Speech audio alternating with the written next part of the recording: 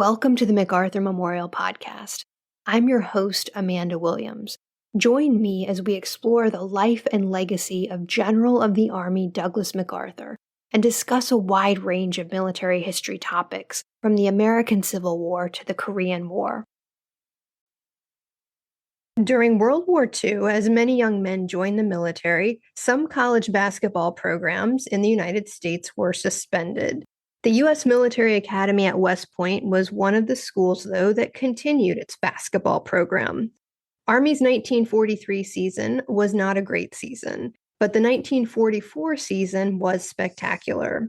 Against a backdrop of war, Army delivered a perfect season, and then many of the key players on the team went from basketball to the battlefield. To tell us more about this unique team, we are joined today by Jim Noles, author of Undefeated, From Basketball to Battle, West Point's Perfect Season, 1944. Welcome, sir, and thank you for joining us on the podcast. Oh, thank you for having me, Amanda. So can you start us off with some background on the basketball program at West Point and take us up to 1941? Sure. Well, I think one thing we need to remember about basketball is that it wasn't even a sport until it was invented in 1893. So if we're talking 1941, we're only talking about a sport that's been around for 50 years. The first college basketball game was played in 1895, and West Point, and basketball didn't even come to West Point until 1903. And interestingly, which, by the way, was when Douglas MacArthur graduated from West Point. So he did not play basketball at West Point, but he was introduced by one of his future colleagues, a young cadet named Joseph Stilwell, Vinegar Joe Stilwell. So Stilwell actually, as a cadet, introduced basketball to West Point in 1903, and that was the beginning of basketball at West Point. Continued for several decades through the early part of the 20th century and had its ups and downs, but really was a pretty strong program until you got into the late 1930s and early 1940s, and it just sort of hit a rough spot where the team was putting together losing seasons. But I think that was probably because you had officers who were coaches at the time that were professional Army officers that were sort of doing this as a secondary duty. There was not the emphasis at the time on winning and fielding competitive teams like there would be in the future.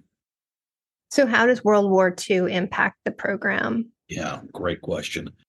So probably where to start? Probably the biggest impact, and we'll circle back around to this guy later on perhaps, was the fact that, as you alluded to in your introduction, that so many programs around the country were shutting down their basketball programs. So other colleges were shutting down their basketball programs. And one of those was Fordham University, just down the road in New York City.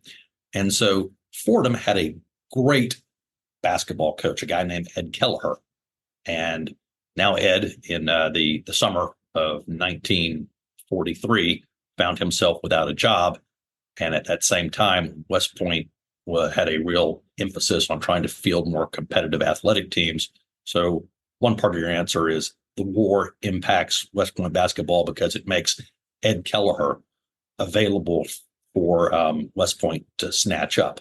Another way it impacted it was just that on the more challenging side, that at West Point, the classes were being shortened from a 4-year course of study to 3 years. So even though you were bringing in a great coach like Ed Kelleher, he was dealing with not 4 years of players, but just 3 years.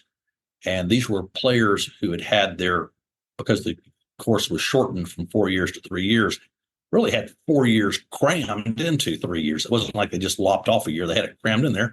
And of course, they had all the other usual challenges of military training going on at the same time. And in the case of one of the players on the team, flight training as well. So it was really remarkable what they were trying to do. I think those are probably the two major impacts on basketball at the time. In 1943, the team had a 5-10 record. And then, as you said, Kelleher's brought in to coach the 1944 season. So tell us a little bit more about him and what he does to turn the program around. Right. So Kelleher was really a remarkable guy. He was about 40, if I recall correctly, about 49 years old at the time, had already had a distinguished career as a basketball coach down at Fordham. He had actually graduated from Niagara University, was going to study dentistry of all things, but then went off at the time and went into the Army as a volunteer ambulance driver and later served in the Army during World War I. At that point, put his dreams of going to becoming a dentist on hold and became a professional basketball coach. He was always just sort of looked to me like a very genial, mild-mannered banker more than what you would think of as opposed to a basketball coach. Very unassuming, but very, very task-oriented and very demanding of his players. I mean, one of my favorite little anecdotes about his coaching style was that he would put the varsity and the JV out on the team together and spot the JV 50 points and say, okay, the game will be over when the varsity can reclaim the lead after spotting the JV 50 points. So he was that kind of guy, not necessarily a screamer or a yeller, but just a man that had a process and wanted that process followed. I think another thing that he benefited from when he came to West Point was that there were a bunch of great basketball players, former college basketball players on post that were now serving their military time. And he was able to basically turn this crew of guys, many of whom went on to play in the early days of the NBA, into sort of this scrimmage squad that his West Point team would play again. So, and he also brought a little bit, I'll add this, Amanda, he also brought more of a run and gun West Coast or Midwestern kind of style of play to the team that was not necessarily seen in Eastern basketball at the time. And I think what he was doing there was really taking advantage of just the sheer athleticism of the players that he had on the scene. So speaking of those players, who are some of the key players in that 1944 season? So the book really focused on the three seniors who were on the team, part of my narrative arc of from basketball to battle. And then there were two other starters who were great athletes, who were second years, who were juniors at the time, because they were also dealing with a shortened matriculation. So the three seniors that I followed were sort of neat slice of Midwestern America. One was the team captain, a kid named Ed Crystal, and he was from Minneapolis, Minnesota.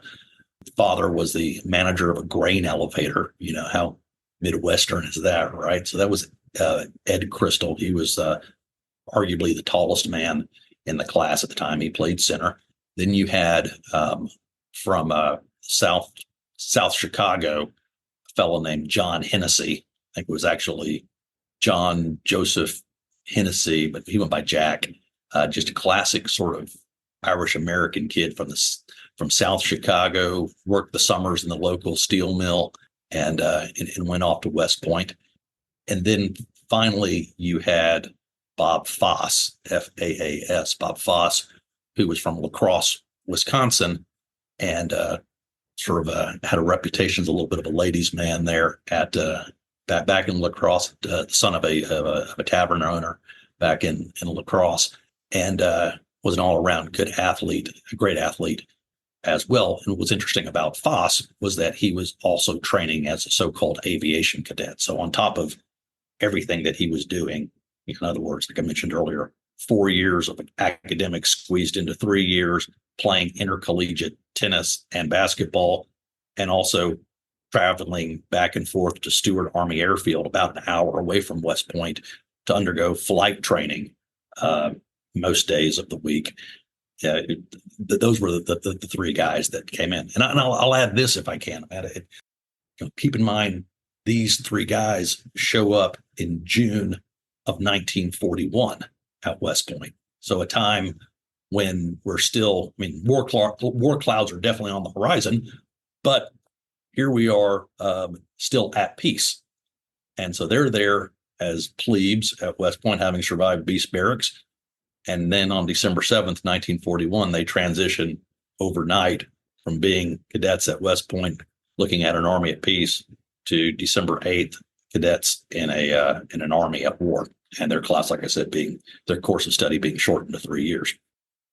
Now, you mentioned the war, and I think many of our listeners are very familiar with the timeline of World War II. Yeah. But can you help put that 1944 season in context? What are the major war events occurring during that time, and how conscious are the players of the war and what's happening? Sure.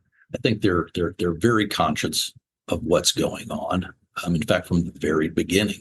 Again, let me go back just a second to when Pearl Harbor was attacked. You got to remember that a number of these cadets had parents who were stationed at Schofield Barracks in the territory of Hawaii, or in the Philippines, for that matter. So they were very conscious of it from that perspective.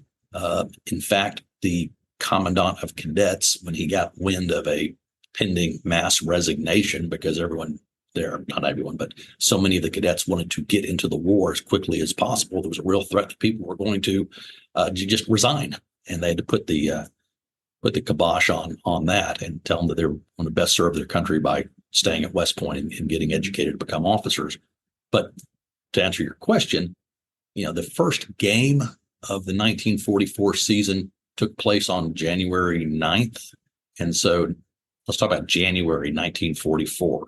We are engaged in our strategic bombing campaign of Germany, out of 8th Air Force out of England, 15th Air Force out of Italy. So these are the days of the big raids and increasingly large raids on Germany and occupied Europe.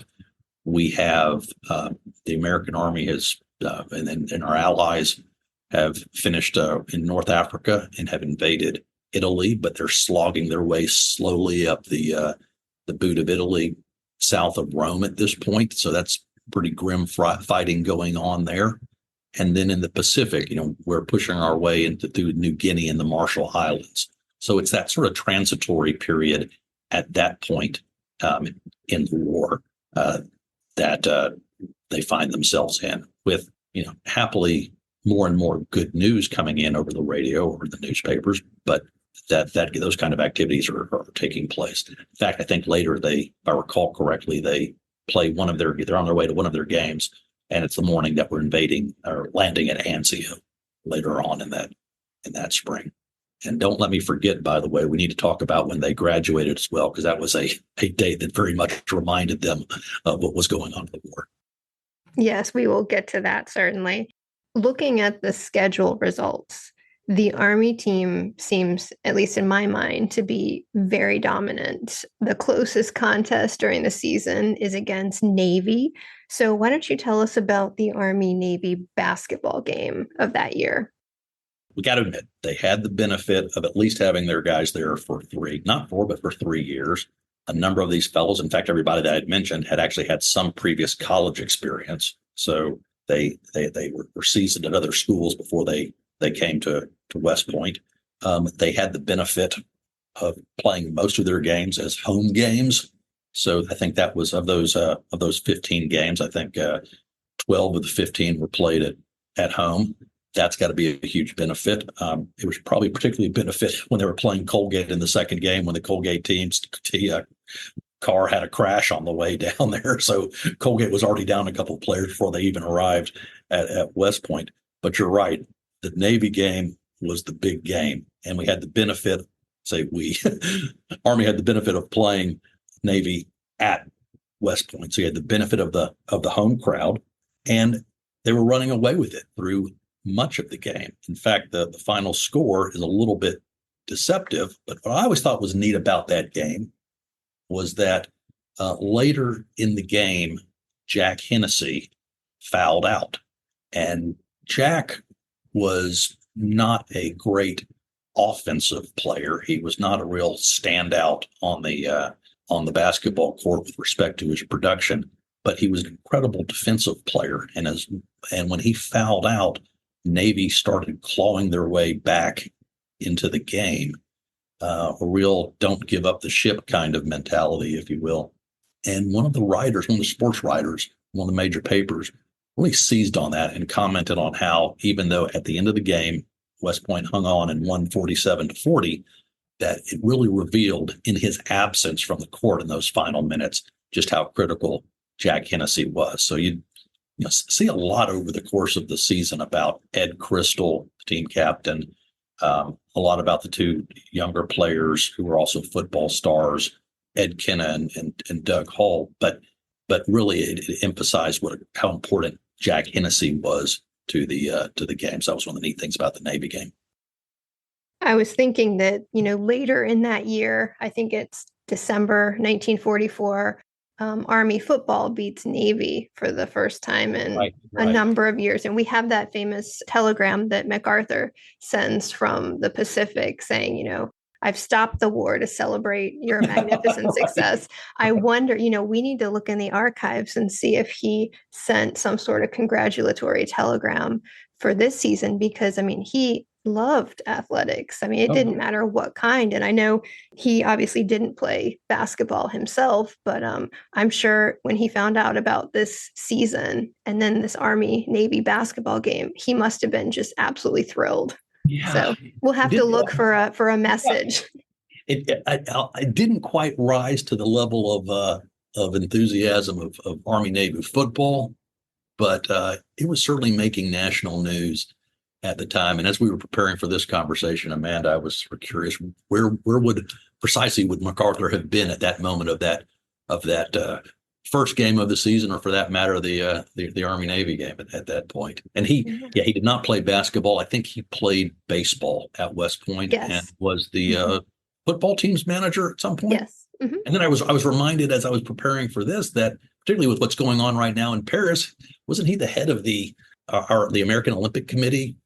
President of the U.S. Olympic Committee for the 28 Amsterdam Summer Games. Right. Yeah. And at some point they looked at him to be commissioner of baseball too. He just sports, loved him. Yeah. So, but I feel like we need to look into the archives and see if he sent some sort of message, because it didn't seem to matter what the sport.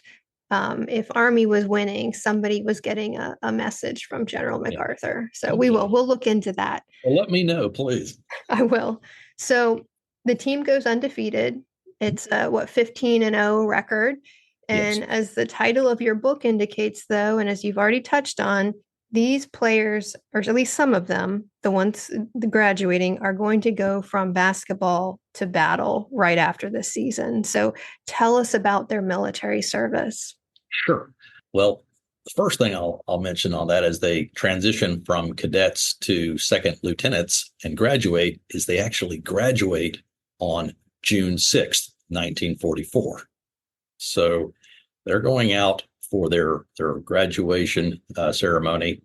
They've got a young classmate named John Eisenhower with them, by the way, Dwight Eisenhower's son. His mom is in attendance that day. And as they are participating in graduation, the news is breaking out that on that very same day, we have invaded Normandy and are landing on Utah and Omaha Beach, and the paratroopers are going in. And there's a number of former teammates from the team that are actually in the air over Normandy or landing on Omaha Beach at that point. So that's all happening even as they are graduating.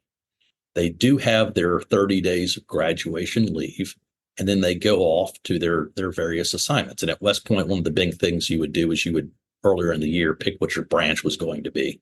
And Ed Crystal had chosen field artillery.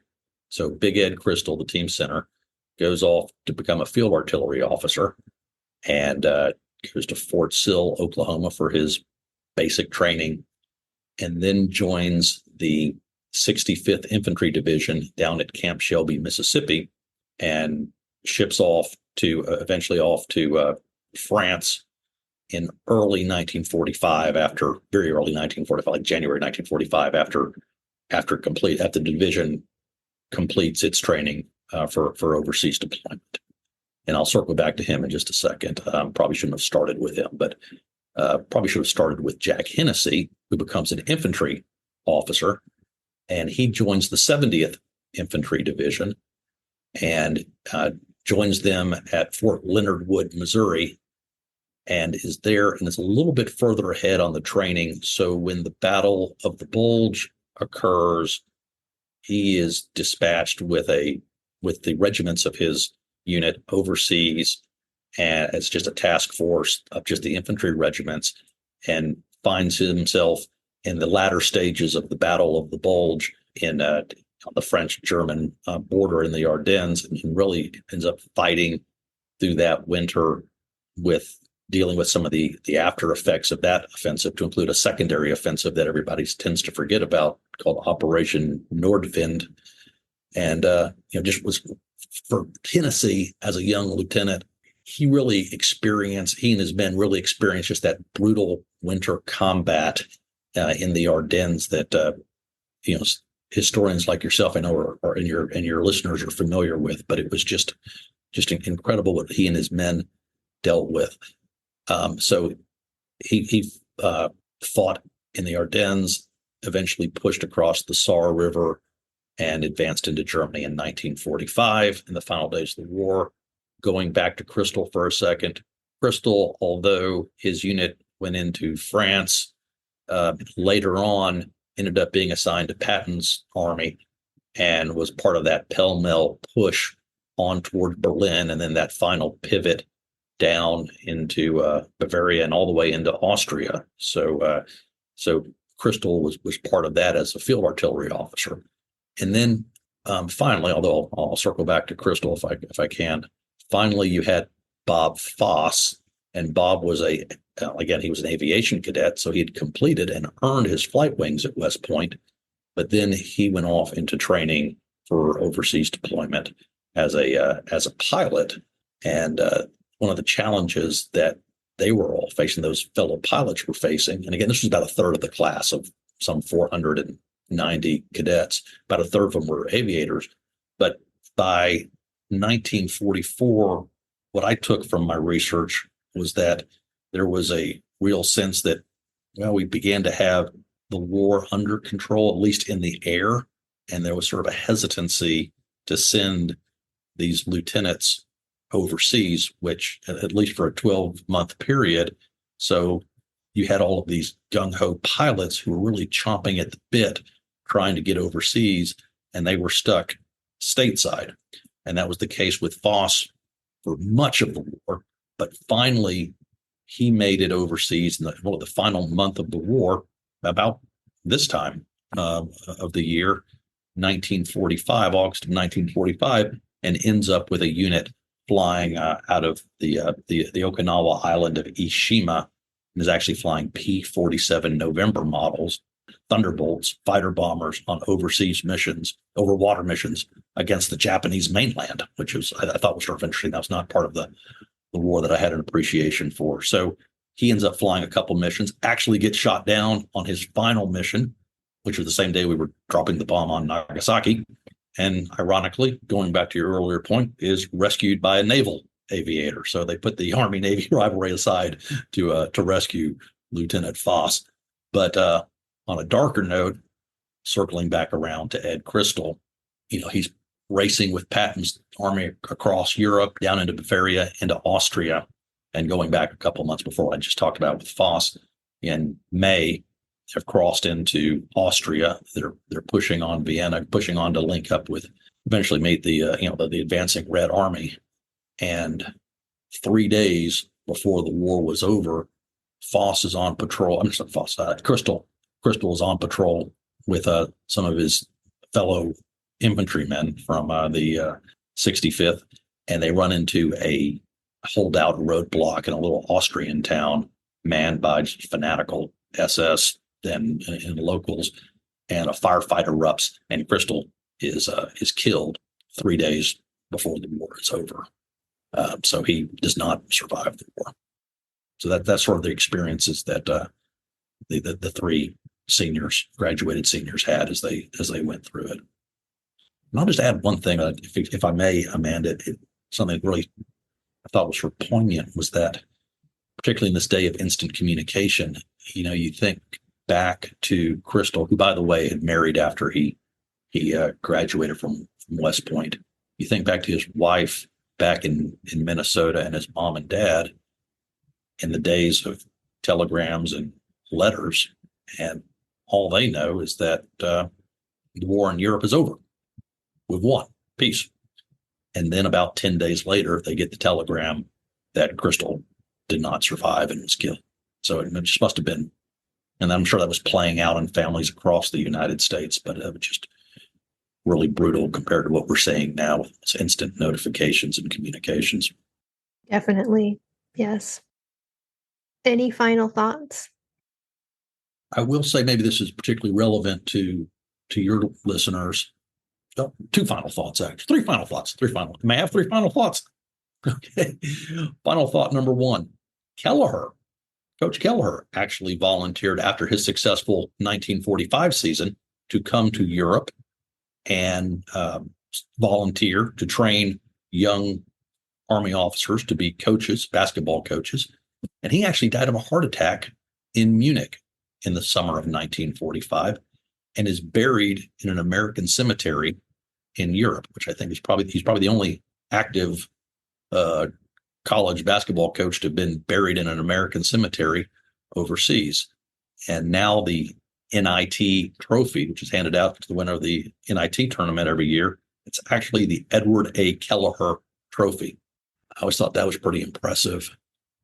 Along those lines, the second of my three final points would be that it's interesting as we talked about this and talking about the NIT, West Point is actually one of the few teams, college teams, that originally qualified for participating in the NCAA tournament, March Madness, that has never actually played in the tournament, which is sort of ironic given that they had this perfect 15-0 season in 44 and a 14-1 season in 1945. And then finally, circling back to our friend Douglas MacArthur, if I can do my quote right, and this was one of our required pieces of knowledge when we were plebes at West Point, when you were being, I wouldn't call it hazing because we were never hazed, but it was more like when we were having conversations with the upperclassmen.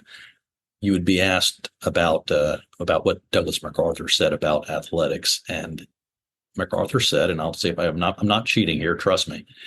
He said, "Upon the fields of friendly strife are sown the seeds that on other days, on other fields, will bear the fruits of victory." Something pretty close to that, anyways. And I really think that relates to the story of these three young men who battled on the fields of friendly strife as basketball players and then went off into other fields on other days and brought home the victory that we continue to benefit from today. Well, thank you so much for coming on today and sharing the story of the 1944 undefeated Army basketball team. Amanda, thank you for your hospitality. I really, really appreciate it. Thank you for listening.